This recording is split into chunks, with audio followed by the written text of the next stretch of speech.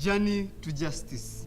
To know one's rights. Often, it is an adventure, especially when the opponent seems stronger. We want to show you what ordinary people can achieve. So we have taken the perspective of these people and we will now tell you their story. Remember, the law almost always gives you the necessary tools. And this is exactly what is shown by the two cases that we'll present to you.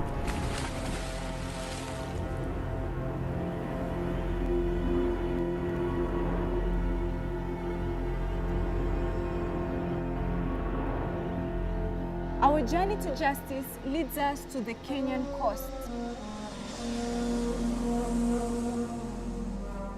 And up to the northwest of Kenya. To a lake.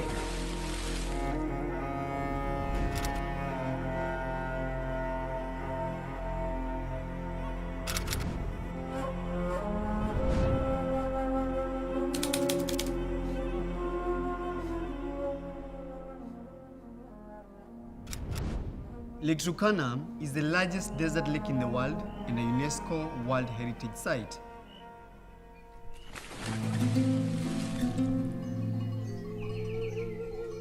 According to historians, the area around Lake Turkana is considered to be the cradle of mankind. Excavations show that Homo erectus lived here around 500,000 years ago. Cattle keeping, but mainly fishing from Lake Turkana, has been the source of livelihood for the people around here from the very beginning. Even today, the communities around Lake Turkana largely rely on the lake as their source of livelihood.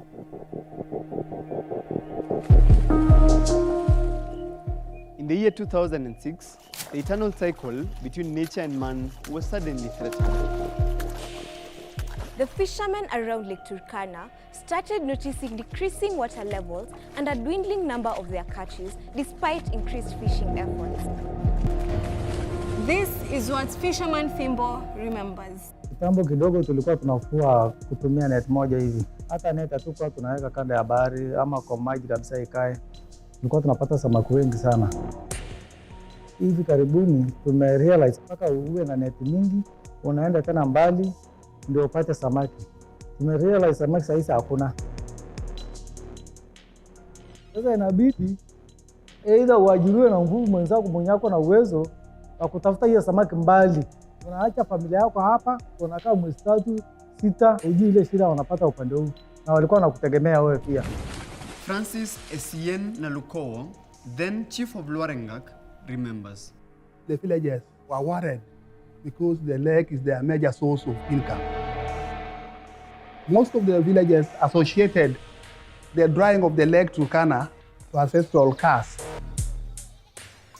The community gathered, they talked, and they came to a solution. They have to do some rituals to their ancestors. They slaughtered goats, but things never changed. At the same time, Ikal Angele, a young social worker in Turkana at the time, also heard the rumors. We just heard from fisher folk indicating that there was something big that was being constructed on the Omo River. She could not share the beliefs of the community that they were cursed by their ancestors, so she began to research on her own. From those conversations, we said to discuss with the same fisher folk, the communities around the lake, and the politicians representing the region. Tuliona tu ya kwamba kibe inajengwa na ile ujenzi ya hiyo kibe sisi wenyewe hatujaambiwa. We then started to engage the communities about what they wanted to do and how we were going to come together and fight against the construction of the Gibe 3 Dam, which was one of many other dams that was being built along the Omo River.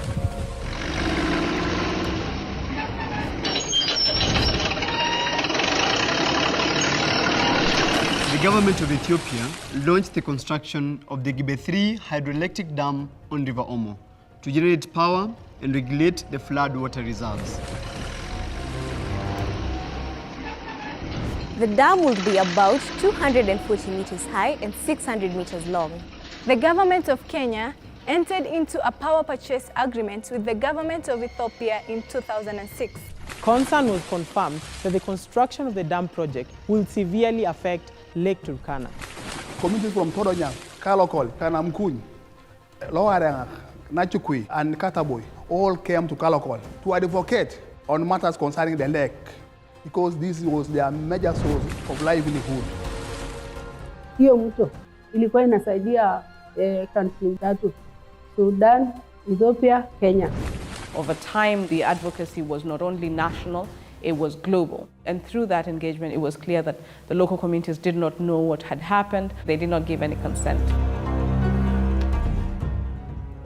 Ms. Ikal Angelei convened a meeting at Kalokol with the help of the local leadership. At the meeting, the local Turkana community signed a memorandum allowing Ms. Ikal Angelei to go lodge a complaint at the High Court on their behalf. With the signed petition, Ms. Ikal Angelei visited the advocate, Mr. Walter Amoko, for the first time. Sometime in 2010, Ikal Angelei contacted me in respect to concerns that she had developed and had with respect to what was going on around Lake Turkana, and in particular the cascade of dams known as Gibe 1 to 5 that the government of Ethiopia had undertaken to construct along the river Omo.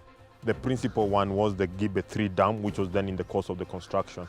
And it was also of concern that the Kenyan government was cutting some deals of one kind or another whose details were not in the public domain for the purchase of electric power from Gibe 3. I did my own research, and it was clear to me that the government was more or less failing the people of Kenya, especially the local communities which were within the vicinity of the Turkana and relied on it for its upkeep and everything. In one form or another, the Kenyan government had committed itself to the purchase of electric power, even though it does not seem as if any agreement had been signed, but there was a memorandum of understanding. Because as I understood it, without a commitment from the Kenyan government for the purchase of electric power, the Gibe 3 project would not be viable or would face serious commercial challenges. It was making representations that the Ethiopian government had not done enough to mitigate those adverse effects. We had clear representations made on behalf of the government of Kenya by the National Museums of Kenya to the World Heritage Committee of UNESCO that the Ethiopian government had failed to take enough steps and should take enough steps.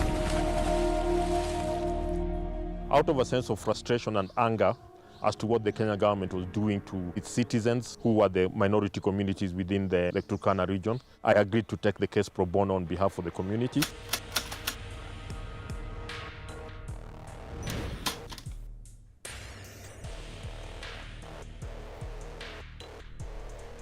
In 2012, hearings started at the Environment and Land Court, which is a specialized division equal to the High Court.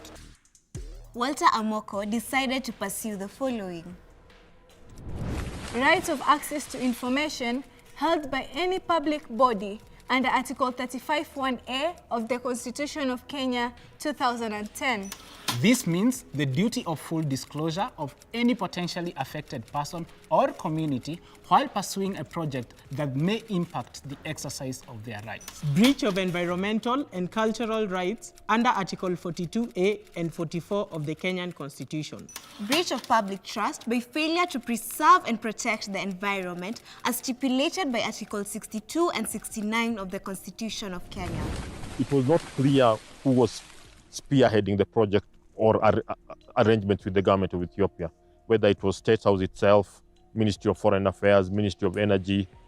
Absence of being able to know which of these, we decided to sue the Attorney General as representing the government of Kenya, and also the Kenya Power and Lighting Company Limited, as it was then known, because no purchasing power agreement could be entered without them. The other obstacle we faced, which was with respect to the nature of the case, is it involved foreign affairs. These were arrangements between the government of Ethiopia and the government of Kenya. When it comes to foreign affairs, the country should speak with one voice, and that voice should come from the executive. So it was necessary for us to make it absolutely clear that the nature of the inquiry we were asking the court to undertake would not intrude into that delicate balance between its role and its respect for the foreign affairs being conducted by the government of Kenya. And I think for the most part, we succeeded in doing that.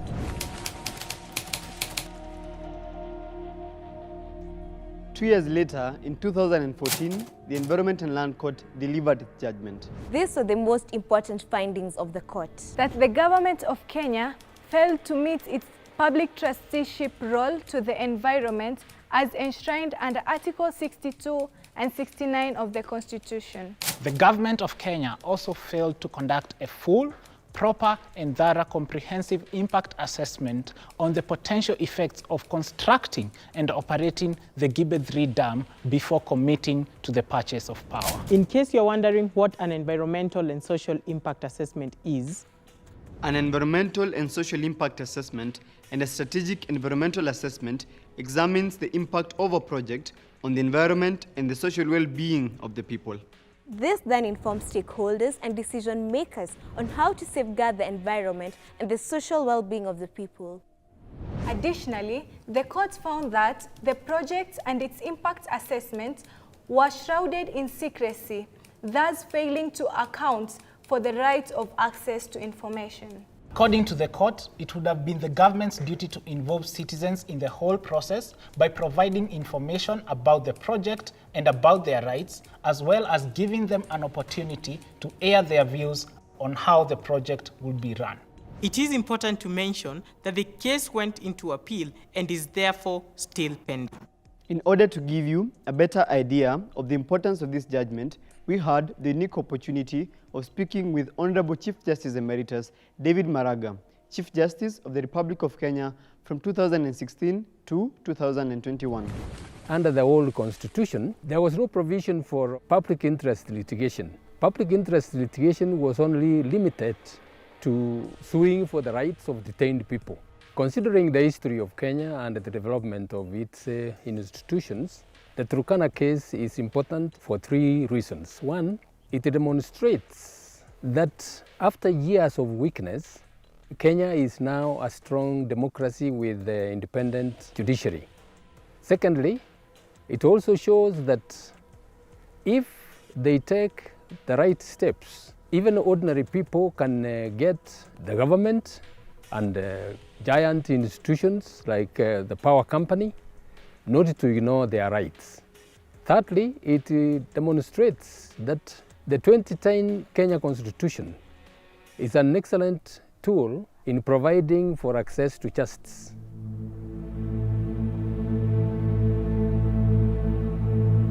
Turkana was just a starting point.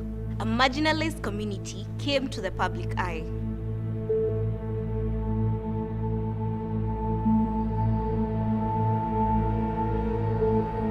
Turkana has paved the way for further cases of a similar nature. We want to present an equally important case on our second journey to justice.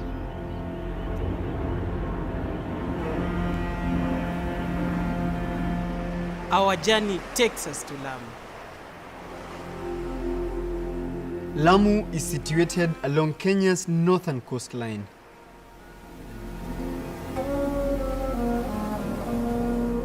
Lamu County comprises Lamu mainland and 4 islands: Lamu, Manda, Pate, and Kiwayu. Lamu, which boasts as one of the oldest cultural sites in Kenya, dating back to the 14th century, is also designated as a UNESCO World Heritage Site.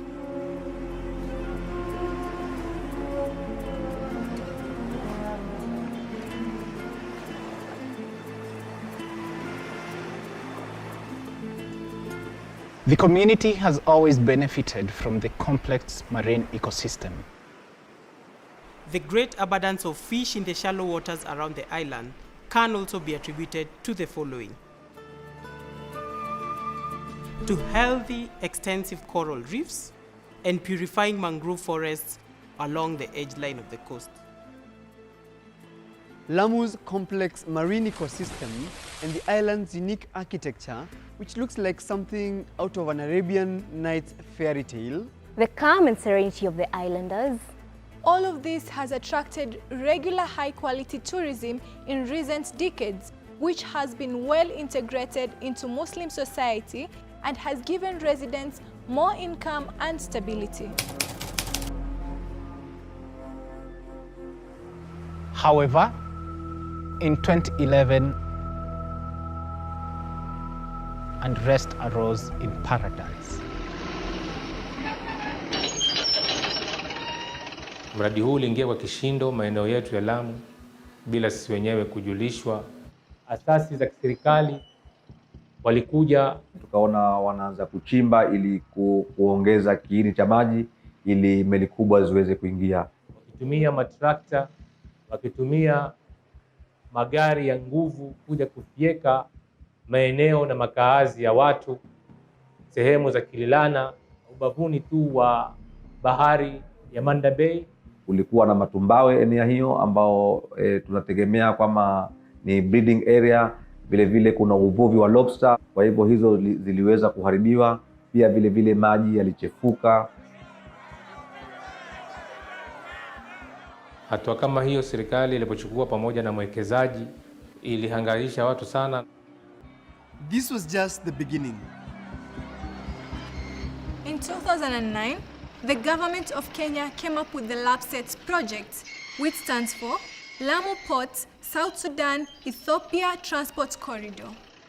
LAPSSET consists of 7 infrastructural projects. A 32 berth port at Lamu, Interregional standard gauge railway lines, interregional highways, A crude oil pipeline, a product oil pipeline, international airports, and resort sites.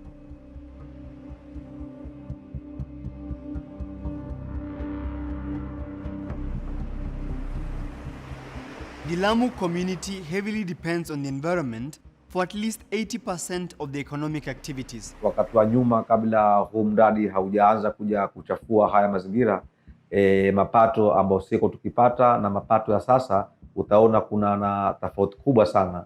Kwa sababu zamani pahali hapo kwa tukienda kuvua na pengine kwa siku tukiweza kupata kilo 100, kilo 200, lakini sasa hii unaona unang'ang'ana pengine siku 2 ama siku 3, na vile vile pia usiweze kufikisha hata kilo 100, pengine umefikisha kilo 20. Mohamed Athman from Save Lamu and other civil rights groups started to closely communicate with the community. Tukawaita wadau wote, wakulima, wavuvi, wenye mikoko, wavunaji mikoko wale, na wenye biashara mbalimbali na watumiaji bahari, kukaa chini kuzungumza haya mambo ambayo yamejitokeza, na sisi kama wakaaji wa Lamu tufanye nini ili haki zetu zisikanyagiwe.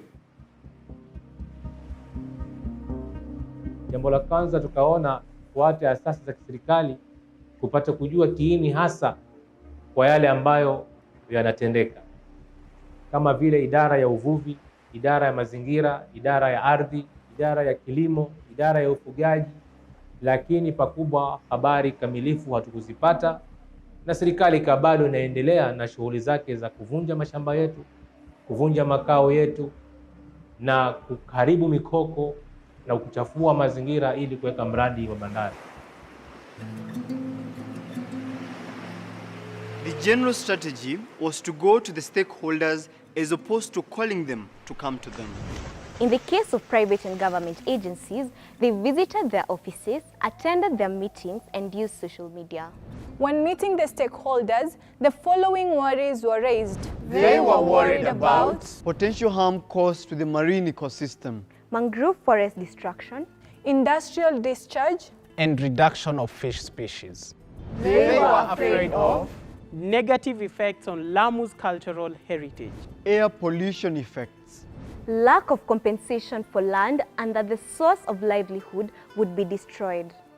They were worried that breeding ground for fish will be destroyed. Sand from dredging would travel far in the ocean and would affect fishing grounds and crab habitat. coral reefs will be affected by the sand drilling. homes will be destroyed.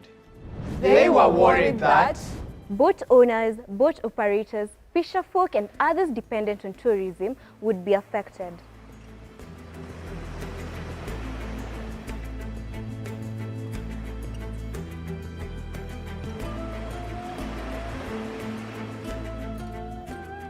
Katiba Institute, a human rights advocacy NGO, took interest in the matter, following Save Lamu efforts to raise attention for the worries of the community regarding the LAPSSET projects.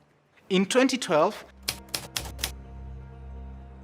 they took up the case and presented it in court. This was just 2 years after the passing of the 2010 Constitution. So this case was going to test the breadth and scope of the application of the right to a clean and healthy environment and the right to livelihoods and actually the right to culture. It was filed in the High Court in Malindi, then it was moved to the High Court in Mombasa, and finally to a 5-judge bench at the High Court in Nairobi.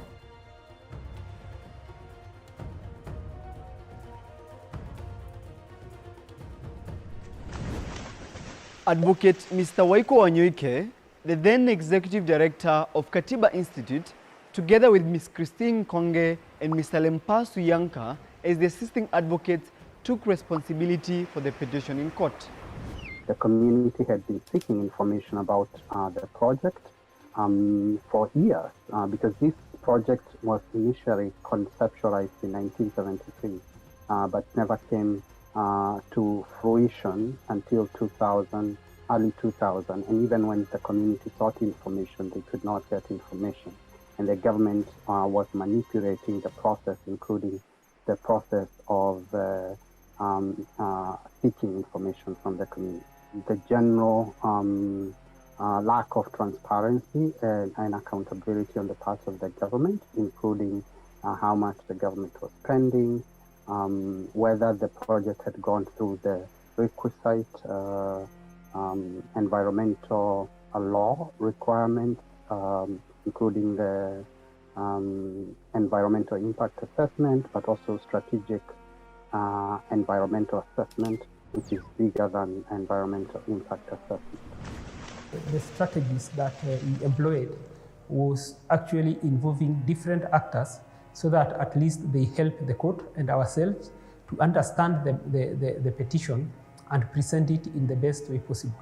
So we engaged international witnesses who actually came to court and gave enough evidence on the matter, on the conceptualization and the implementation of the project. In 2018, the main hearing of the case under the name Muhammad Ali Badi and others versus Attorney General and 11 others started at Nairobi High Court.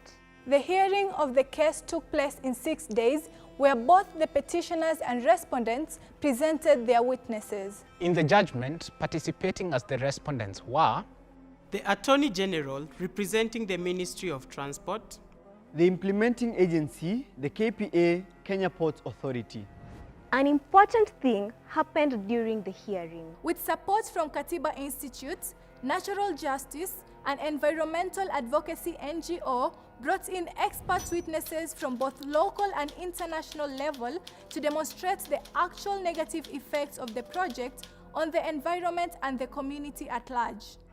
We brought 3 experts who were vital in proving 3 aspects of the case. The first expert we brought is called Ani Niemi. He's an economist with vast experience. He was able to speak in regards to the external costs of the Lamu Port project. The second expert that we brought on board was called Mark Shenaik. And Mark has a vast of experience in reviewing the environmental impact assessments reports. He was able to give an opinion on the deficiencies in the environmental impact assessment report, looking at the positive and negative environmental impacts that had been outlined, the mitigation measures that had been set out to address the negative impacts, and to really show how inadequate they were.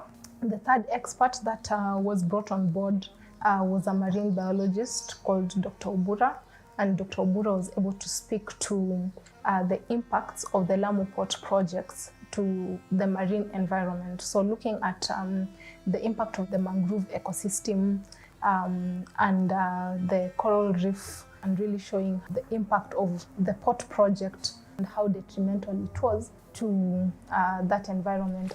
After hearing the lawyers and the experts, the judges decided to make a site visit to Lamu to see for themselves the controversies raised in court, which helped the court understand the extent of the project and the effects on the environment.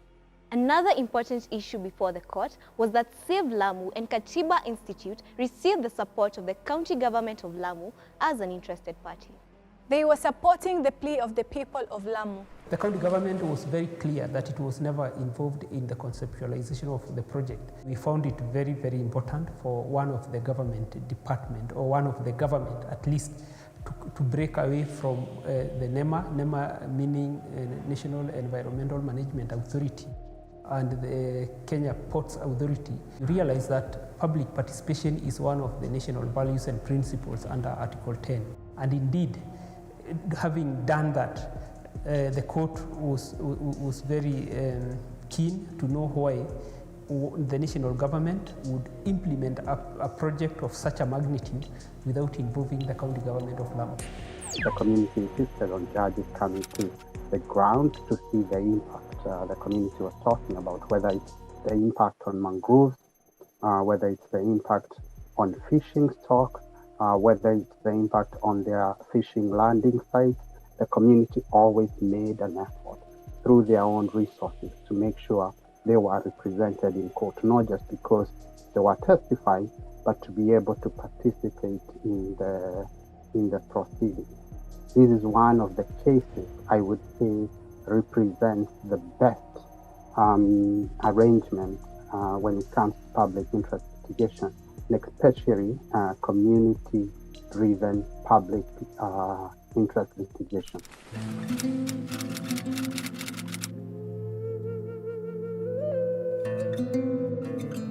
In April 2018, the judgment was delivered. It considered most of the concerns raised by the petitioners. Right of access to information. The court found that the government had violated the right to information of the people of Lamu, as they were not given enough information about the project. The court found that there was no sufficient public participation in relation to the project as required by the Kenyan Constitution. The court said that the county government of Lamu should have been involved in all phases of planning and implementation in relation to the project. The court found that a number of measures needed to be taken to correct the adverse environmental impacts that had already taken place. Also, the court found that certain measures needed to be implemented to prevent any other adverse environmental effects in the future. The court found that a cultural conservation plan must be put in place in cooperation with UNESCO.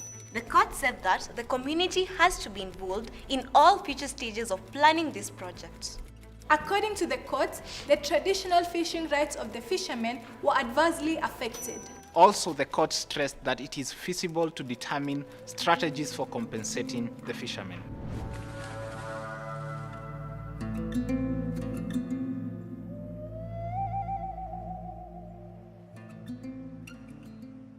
The fishermen needed to be compensated, and so the court awarded the fishermen 1.7 billion shillings in compensation. So the 1.7 billion shillings was to be shared out among the fishermen who, at the time of filing the case, were registered with the beach management units in Lamu.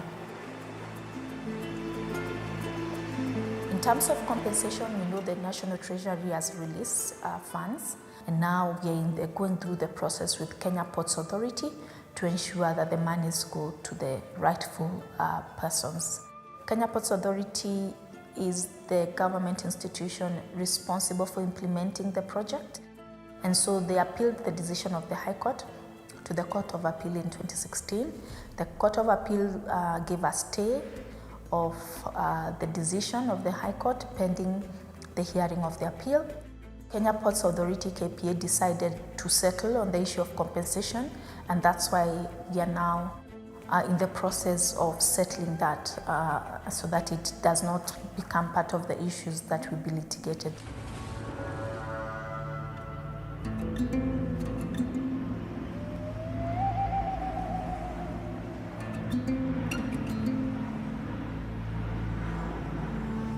So what are the lessons learned from these two cases? 1. Know the facts. 2. Know whom you are dealing with. 3. Try to get support from the relevant government offices. 4.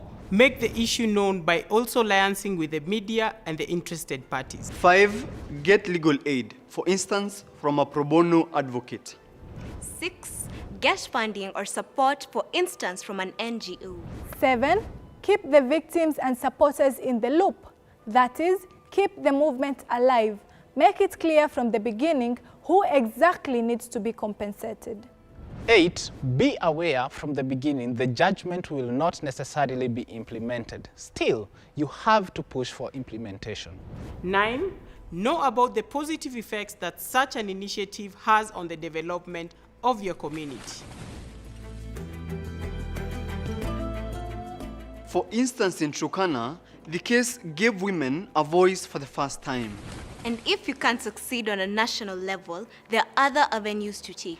Kindly listen to Honorable Justice President Nestor Kayobera, President of the East African Court of Justice in Arusha. Whenever a citizen of the partner says feels his rights have not been protected, he comes directly to the East African Court of Justice, but of course in accordance with Article 30, Article 2, which provides for not more than 60 days against that decision. So you don't just come. You must come within the period not exceeding 60 days. We are proud that at least now the citizens of the partnerships are starting being aware of the court, which can protect their rights whenever their rights have been violated by the partnerships. But also, we are also proud that the governments of the community, or the partnerships also are implementing and executing almost 100% of the judgments and the decisions of the court. This brings us to the end of our journey to justice. But the closing words belong to Honorable Chief Justice Emeritus David Maraga. The two cases of Turkana and Lamu are extremely important in the legal history of this country. They demonstrate that individual and group rights are never given on a silver platter. They require to be fought for. Initiatives have to be taken, like the people of Turkana and Lamu. Ordinary people who were extremely disadvantaged, but brave people, took the initiative and went to court. And they fought and their rights were granted. I want to call the other members of the public to take the same initiative where their rights are violated or threatened, and sure enough, they will be upheld.